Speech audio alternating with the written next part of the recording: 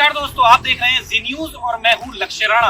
आज हमारे पास है टीवीएस अपाचे RR 310।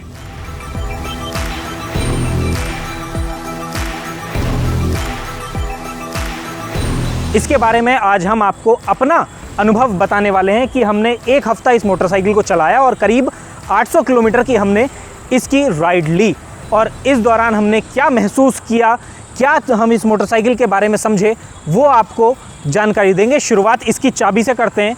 इसकी जो ये चाबी आप देख रहे हैं, ये सिर्फ चाबी होने के अलावा और भी काम करती है। क्या काम करती है वो हम आपको सबसे पहले बताते हैं। ये देख रहे हैं आप, यहाँ से आप इसकी सस्पेंशंस को एडजस्ट कर सकते हैं। इसके अलावा जो एडजस्टमेंट आप यहाँ से कर पाएंगे वही एडजस्टमेंट आप इस मोटरसाइकिल में अगर इधर आएंगे तो यहाँ नीचे आपको जगह मिलेगी। यहाँ ये जो आप देख रहे हैं, यहाँ से आप इसकी जो है सस्पेंशन को यहाँ से भी एडजस्ट कर सकते हैं। और ये एडजस्टमेंट होगा कैसे? ये एडजस्टमेंट होगा इसी चाबी से। अगर आप देखेंगे तो ये यहाँ गौर कीजिएगा, एक तरफ आपको प्रीलोड रिबाउंड और दूसरी तरफ आपको प्रीलोड कंप्रेशन, ये जो मिलते हैं, आप यहाँ इस चाबी को लगाएंगे और अपने हिसाब से इसकी सस्पेंशन को एडजस्ट कर सकते हैं। इसमें 20 स्टेप ऑफ एडजस्टमेंट आपको मिलते हैं। और अब ये एडजस्टमेंट कैसे करने हैं वो भी एक जो है समझने वाली बात है। अगर आप रेस ट्रैक पे हैं तो वहाँ आप इसे 18, 19, 20 के आसपास में रख सकते हैं। लेकिन अगर आप कहीं ऐसी जगहों पे हैं जहाँ गड्ढे ज़्यादा हैं, जहाँ आपको झटके लग सकते हैं राइड करते वक्त, वहाँ आपको इसे थोड़ा सा डाउन कर सकते हैं। इसकी सस्पेंशन को थोड़ा जो है वो रिलीज़ कर सकते हैं। तो हमारा जो अनुभव इसके साथ रहा वो अनुभव करीब ऐसा रहा कि अगर आप इस मोटरसाइकिल को सिर्फ स्वैग के लिए ले रहे हैं, अल्टीमेट है, लोग आपको मुड़ मुड़ के देखेंगे। अगर आप इस मोटरसाइकिल को पावर के लिए ले रहे हैं तो ये इसका टॉर्क, एक चीज़ जो हम मेंशन करना चाहते हैं, वो बहुत शानदार है। आप जैसे ही इसे एक्सीलरेट करते हैं वैसे ही ये बहुत तेज़ी से भागती है। तो इसका एक कारण ये भी हो सकता है कि ये इसे इसी चीज़ को ध्यान में रखते हुए बनाया गया है। और इसका जो ये आप स्टिकर देख रहे हैं यहाँ, ये इसके लुक को एनहेंस करते हैं। TVS रेसिंग यहाँ लिखा हुआ है, ये रेस स्पेक है।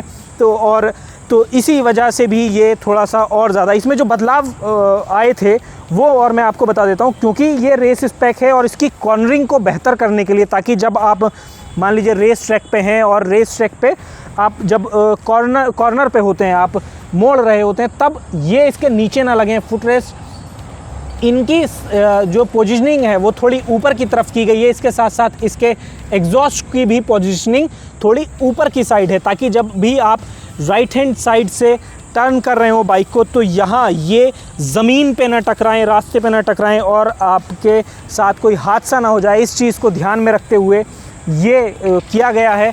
अगर हम बात करें हमें 800 किलोमीटर के दौरान इसका क्या माइलेज मिला है, तो हमें माइलेज मिला करीब 29 किलोमीटर पर लीटर का ऑन एन एवरेज हमें माइलेज मिला है। तो अगर इस चीज़ को देख रहे हैं कि आप एक माइलेज वाली मोटरसाइकिल चाहिए तो आपको इससे थोड़े छोटे पावर में, कम पावर में जाना पड़ेगा। लेकिन जो जितनी इसकी पावर है उस हिसाब से ये 29, 30, 32 का माइलेज हमें व्यक्तिगत तौर पे ठीक लगता है।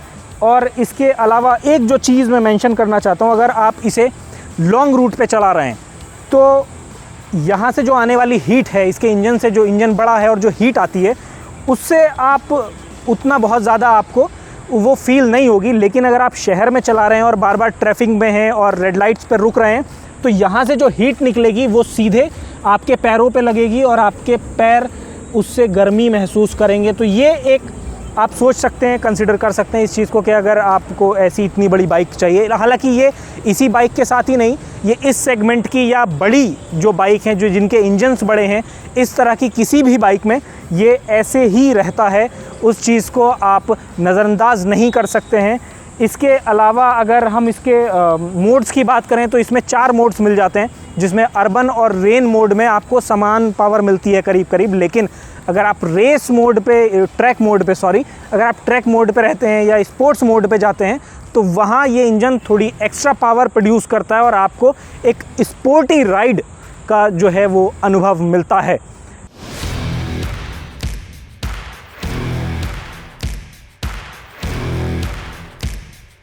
ये इस बाइक के बारे में कुछ ऐसी जानकारी थी जो हमने अनुभव की है। इसमें जो हमने छोड़ दिया वो ये कि जब आप इस बाइक को चलाते हैं तो आपको थकान कितनी महसूस होती है।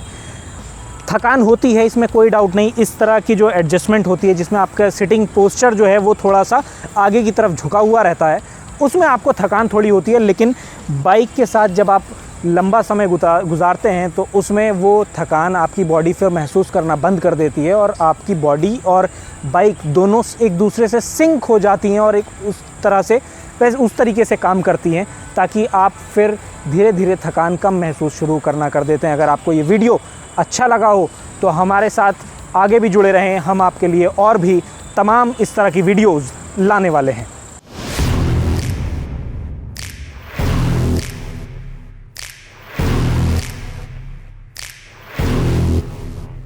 Presenting B News app, available on Google Play and App Store. Download it now.